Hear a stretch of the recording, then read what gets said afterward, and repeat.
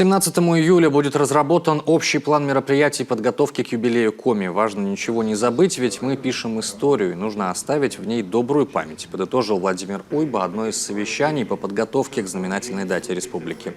Напомним, в течение нескольких недель руководители муниципалитетов отчитываются, что сделано и что еще предстоит сделать к столетию. Так, например, в Сысольском районе во всех сельских поселениях обновят уличное освещение. В Визинге появятся парковки, центральный стадион преобразится в полноценный спортивный комплекс. А в Кайгородке планируют открыть визит-центр национального парка Кайгородский, рядом с которым оборудуют смотровую площадку с ветряками. Знаковое событие для нашего района – это открытие национального парка Кайгородский, филиала нацпарка Юг-2. В этом году в планах руководства нацпарка построить визит-центры на территориях двух районов – Кайгородского и Прилузского. И мы со своей стороны определили земельный участок под строительство здания в самом красивом центре райцентра.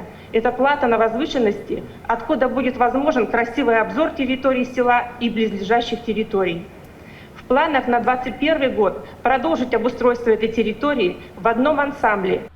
В Удорском районе в рамках регионального проекта «Народный бюджет» приобретут транспорт для доставки продуктов и товаров первой необходимости в отдаленные населенные пункты.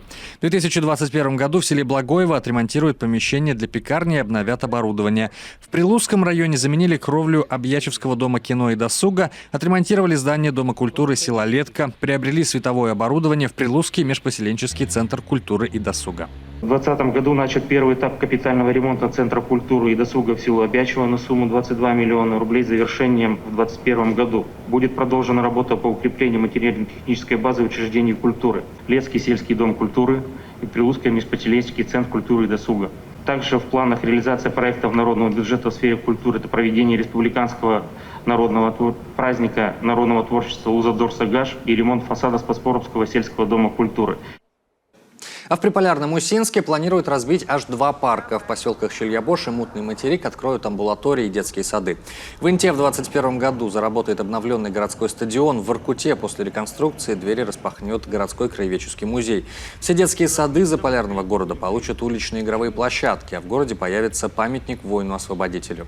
Владимир Уйба под занавес совещания напомнил, необходимо в конце этой недели закончить все доклады, сделать из них выжимку с акцентом внимания на те мероприятия, которые посвящены непосредственно столетию республики.